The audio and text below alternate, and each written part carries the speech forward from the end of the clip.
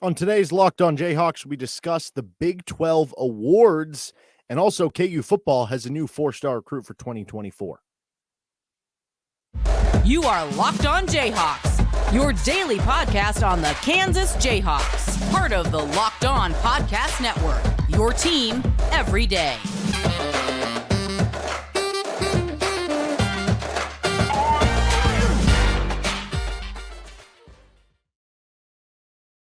I'm Derek Johnson. You can hear me as well on Rock Chalk Sports Talk Monday through Friday from 3 to 6 p.m. on KLWN in Lawrence. Thanks for making Locked On Jayhawks your first listen every day. We are free and available wherever you get any of your podcasts. And on today's edition of Locked On Jayhawks, we're going to be talking Big 12 award season. All the Big 12 basketball awards are out. We're also going to get into our biggest gripes. And then we're going to finish up. KU football lands a 4-star commit for the class of 2024 as Lance Leipold and company keep doing big work here as we've just started up with spring ball. Originally, I was not planning on having a show come out here on your Monday. We were just going to have the Texas preview, which came out Sunday, a little extra listening on your Monday, and then we were going to be talking with Nick Schwerdt, which was going to come out on Tuesday. The Nick episode's still going to come out on Tuesday, but, you know, the Big 12 awards came out, and KU landed this 4-star commit, so I was like, you know what? We got enough stuff there. Let's have another episode in between on Monday, so extra free content for you. Never really, I guess, a negative thing for extra stuff you can listen to. We hope that you listen to all and every episode here. So let's go through the awards one by one. And then we'll kind of get to maybe the biggest gripes or surprises, stuff like that. So we're going to start here. This is the All Big 12 Men's Basketball Awards before we get to the teams. So Jalen Wilson won Big 12 Player of the Year. That was a bit of a discussion. It seemed like that there were maybe some coaches that were going to vote, and I'm sure did, Marquise Noel for Kansas State, especially with the way that they finished the season, and Jalen kind of struggling down the stretch, though he did have the big 23-10 game and a big game against Texas Tech in the final two. How about Dajuan Harris winning Defensive Player of the Year in the Big 12? I certainly think it's funny that, I mean, you can have the conversation. Who's the better defender for KU, Dajuan Harris or Kevin McCullar? I lean Kevin McCullar personally because I think Kevin is more versatile in that he can defend different positions and he's so good at taking the ball away. But I think if you're just arguing who is a better defender one-on-one for their specific position, if you're saying Kevin McCullar is just guarding one guy and Dajuan Harris is just guarding the one guy as a point guard, then yeah, you probably do go Dajuan Harris. Both are great. There's no easy answer there. It is funny, though, that he wins Defensive Player of the Year in the Big 12 and that, A, he didn't wind up on any of the first, second, or third teams. We'll get to that here shortly. And also that Dajuan Harris is not a semifinalist for the Naismith Defensive Player of the Year, but Kevin McCullar is. Like, that doesn't really make sense. Nonetheless, Newcomer of the Year, Keontae Johnson, makes sense there. Freshman of the Year, Keontae George, makes sense there. I mean, you could argue Grady Dick. I think Grady has more of the efficiency numbers than Keontae, but Keontae has maybe a little bit more of the counting numbers. But the way that Grady Dick struggled the last two games, don't know how much that added to the game. I do think there were maybe more less valleys. Like Grady had a couple of those down games throughout the year. Keontae maybe had a few less of those. Sixth man goes to Sir Jabari Rice. You heard Bill Self say in the post game after Texas, he thought he was the best sixth man in the conference. Most improved player, KJ Adams. This one, most improved, you can always have big arguments with everyone because with the most improved player, should it go to somebody who you expect to be really good? Like in the NBA, we've seen guys who have been the second pick in the draft lately, like Brandon Ingram and John Morant, who have maybe a good year as rookies, and then they turn into superstars in another year, and they win most improved. Should that matter, or should it just go to somebody who was, you know, you didn't expect to be good and made that improvement? I don't know the answer there. I don't think there is one right answer above the others, but you could have argued that Marquise Noel was the most improved player. I thought he was really good last year, but I mean, he turned into a superstar this year. You could make that argument. You could make the argument that, I don't know, even Jalen Wilson, like he had to improve a ton from last year to this year. You could argue Dajuan Harris would be in that range if we're just talking like Kansas players around the country or I mean, around the conference. You could make arguments for a couple other guys like, I don't know, with TCU, like maybe you'd make it for Damian Baugh. He was really good last year too, but I thought he improved even more in his game this year. You can make the argument with like Gabe Kalsher for Iowa State. Like there's a lot of good arguments that you can make for guys, but certainly nobody more than KJ Adams. I think he's up in that top tier regardless. The amount that he improved, not just from last season to this, but from the start of the season to Big 12 play and through Big 12 play with some of the different things he added to his game was so valuable for this team. And you really saw it night in and night out. And then coach of the year. This one's tough. I would probably argue that I don't know, give it to Bill Self. You lose, it's over 70% of your scoring. I do think that Jerome Tang is very deserving. I think what it comes down to me is that we are bad at predicting things. And so a lot of times, coach of the year just is going to go to the guy who we thought their team was not going to be very good and they did better. But maybe it's just we just suck at predicting things, right? So, like, for instance, I think most people thought who predicted K-State was not going to be that good, that Keontae Johnson was maybe not even going to play this year. He had the insurance policy, or if he did, he was going to be a shell of himself. If you said that Keontae Johnson was going to look like SEC Player of the Year Keontae Johnson, then you would have expected K-State to be a lot better. Maybe not even this much better, but you would have expected them to be a tournament team and all these things. And so that does kind of change things, that we're just bad at predicting things. And I don't think sometimes for these Coach of the Year awards, we give enough credence to the fact that, you know, coaches who are at the top, to keep that consistency is so difficult. And with how much KU lost, to still win the league outright this year, and as difficult as a league as it has been, is crazy. I do think if KU would have won at Texas, and at that point KU would have won the league by 3 games, I think Bill Self, it would have been hard not to give it to him. Voting wasn't due till the end of the games yesterday. Now, I'm sure some coaches just figured out their ballot even before then, and maybe Tang still wins it. But I do think if they won by 3 games, it'd be hard to argue that Self shouldn't get it. But because that didn't end up happening, I'm fine with Jerome Tang getting it. I just would probably lean toward Bill Self getting it. But again, I think a lot of these awards, sometimes people want to argue, and I'm sure there's going to be some people in the comments being like, oh, this guy should have won this, or this guy should have won that. But, you know, I think for the most part, you get pretty close to it. But we'll get to gripes here in a second. All right, what about the All Big 12? Sorry, wrong one here. All Big 12 first team, second team, third team. Flagler, Wilson, Johnson, Noel, and Carr on the first team. So Jalen Wilson gets it for KU on the first team. Then you get George, Kalsher, Dick, Baugh, and Miles on the second team. I think if Iowa State would have finished in those top 4 spots, maybe Kalsher ends up on the first team, although I don't really know who you take off. Kind of becomes difficult there. I think that Mike Miles, if he stays healthy and maybe TCU finishes in the top 4, maybe he gets on there. But again, who you to take off. So really good there. Then the third team, LJ Cryer, Kevin McCullough, Caleb Boone, Sir Jabari Rice, and Eric Stevenson. And you see on the honorable mention, Jaron Holmes, Osin Osinyi, KJ Adams, Dajuan Harris, Jalen Hill, Grant Sherfield, Emmanuel Miller, Timmy Allen, Davion Harmon, and Kevin O'Banner. I thought Kevin O'Banner should have been on at least the third team here. I thought he was a good enough player. I'd probably put him ahead of Sir Jabari Rice, who I think is a really good player, but more of a scorer. I think O'Banner impacts winning more than that. Honestly, I would be comfortable putting Dajuan Harris over Kevin McCullough on the third team. I think he's just more important to the team and what they would want to do. And then, I don't know. I mean, Caleb Boone was so good in Big 12 play. Cryer was so efficient. Like, if you're alternating Jaron Holmes for Cryer, I don't think it's a huge deal, but I'd probably just leave Cryer on there. I think the rest of it is all pretty good there. You could make arguments for guys.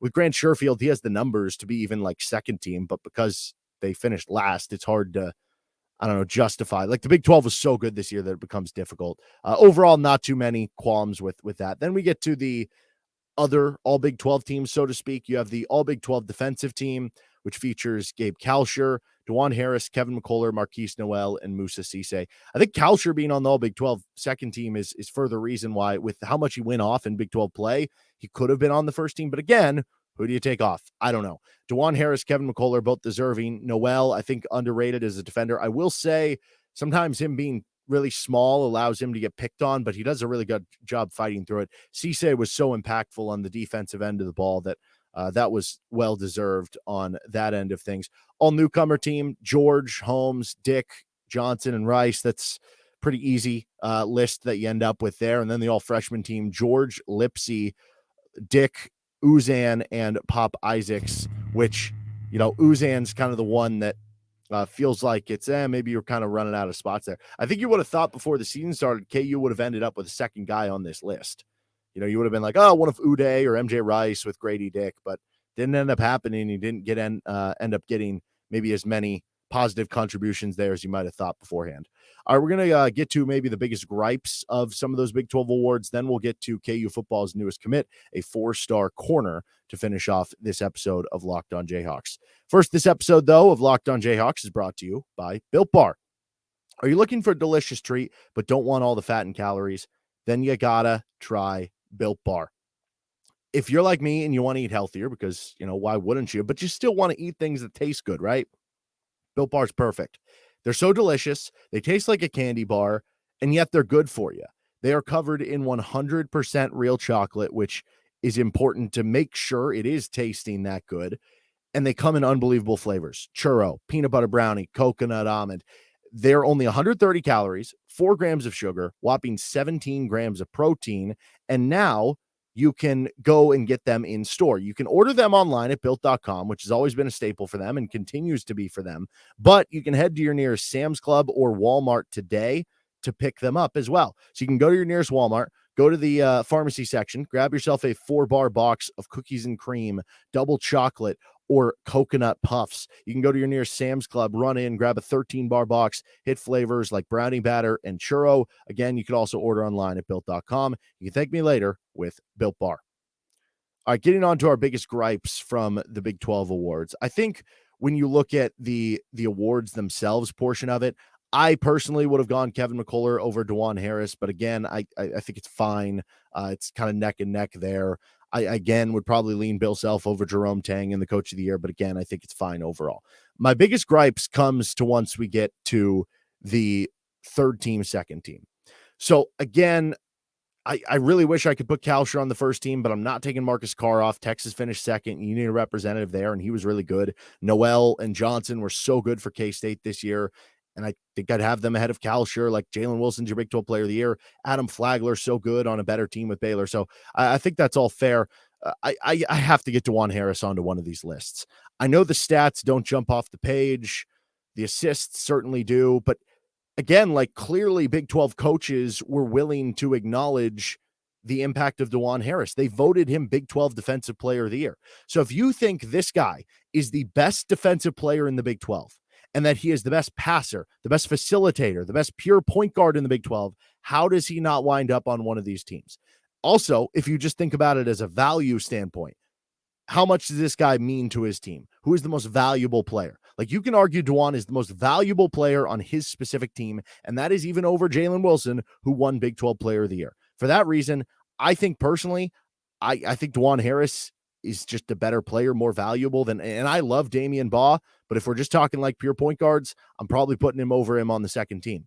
I would even be fine putting Dajuan in the second team over Grady Dick, to be honest, because of the value. But I get it. A lot of these awards are based on what have you put up statistically. Okay, so if we just want to talk statistics, Dajuan Harris is not like, I guess, that far off from what Kevin McCullough did statistically. Like, okay, yes, Kevin McCullough is going to get you more points and more rebounds, but also, Dajuan Harris is going to get you more assists. McCullough averaged 11.1 points per game this year. Dajuan at 8.6. McCullough 7.3 rebounds. Dajuan 2.5. But Dajuan 6.3 assists with insane assist to turnover ratio.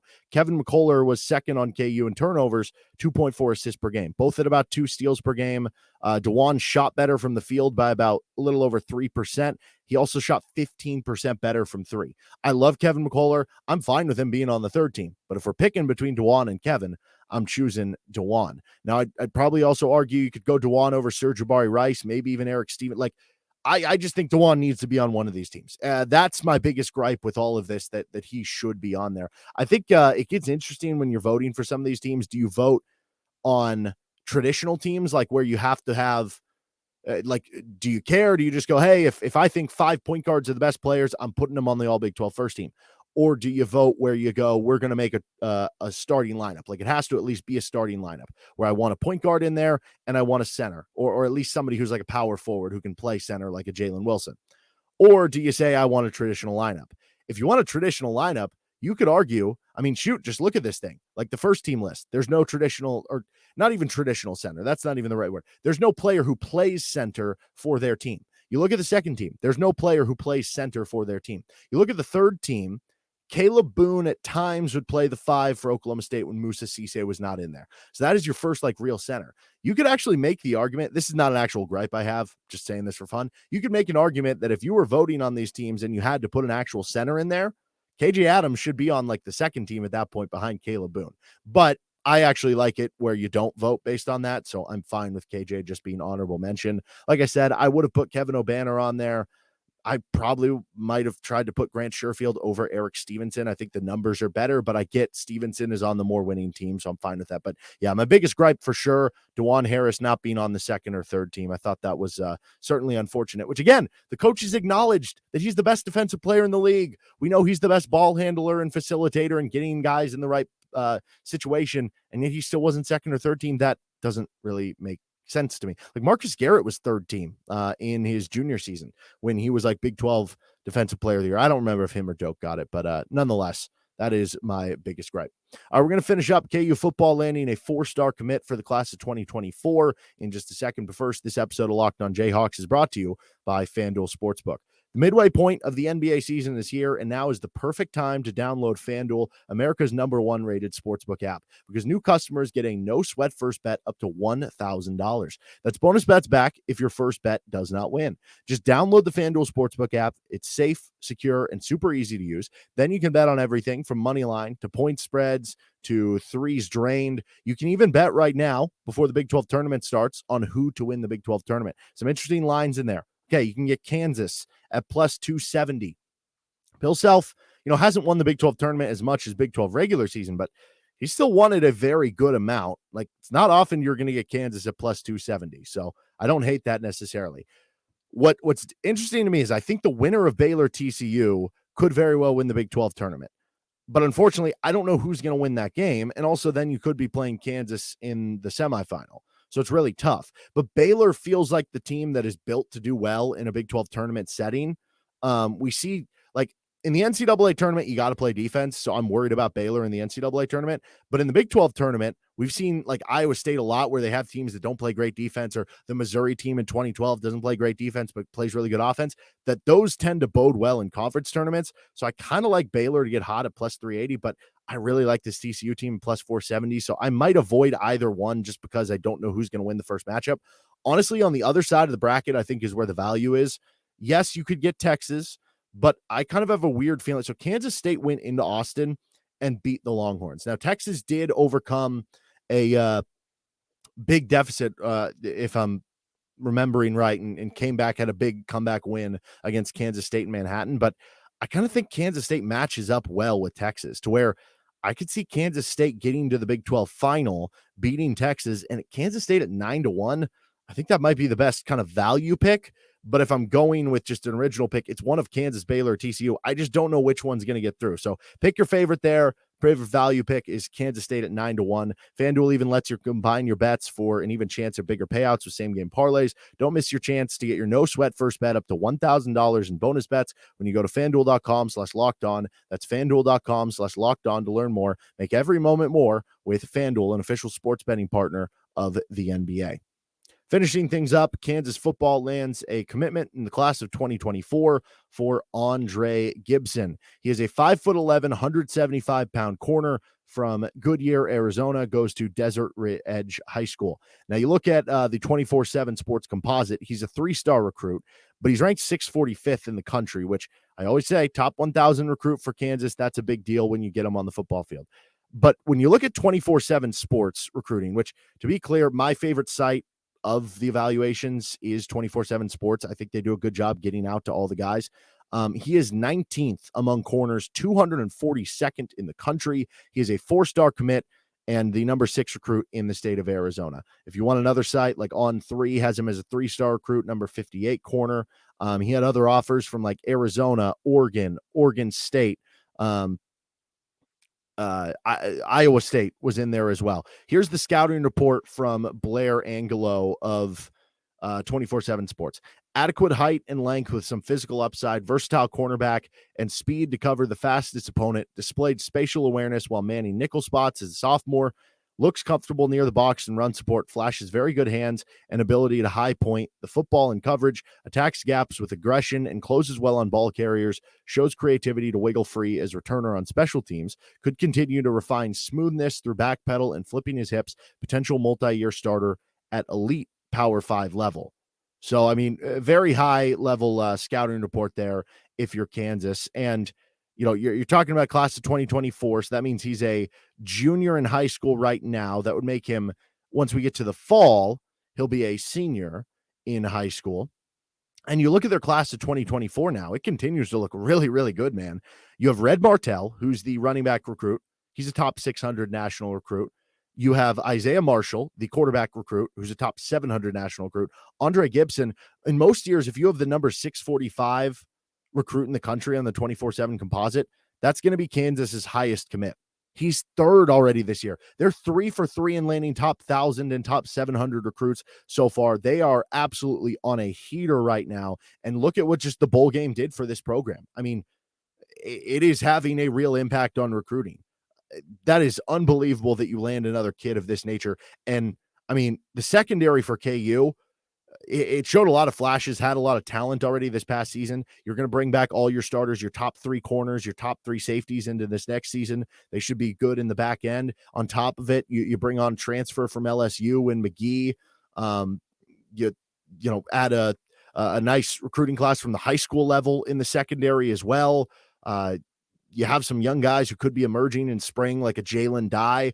So you're going to feel good about your secondary this year. You're going to feel good about your secondary the next year because you're going to have this kid coming on in addition to like McGee growing up another year and whoever could come back who's already coming back for this year. I mean, the secondary has a very bright future for this Kansas program, which is very awesome. But again, 3 top 700 recruits already for the KU football program headed into 2024. Obviously, the key now is having another good season and doing a good job staying on these guys because we've seen a lot of good commits to Kansas commit. Then a week later, a month later, a few months later, decommits. You got to stay on these guys. The recruiting war is not over, but it's a good first win for KU right there on the football field as we continue on with spring ball. All right, that's going to do it for this edition of Locked On Jayhawks. We'll be back on tomorrow's episode talking KU basketball with Nick Schwerdt. Then we'll have an episode a little later after that talking Big 12 tournament, looking at KU's quarterfinal matchup possibly with either West Virginia or Texas Tech. You can hit me up at D Johnson Radio on Twitter. You can find the show wherever you get any of your podcasts. You can also find us on YouTube, subscribe to the show, and hit the like button if you could. See you next time on Locked On Jayhawks.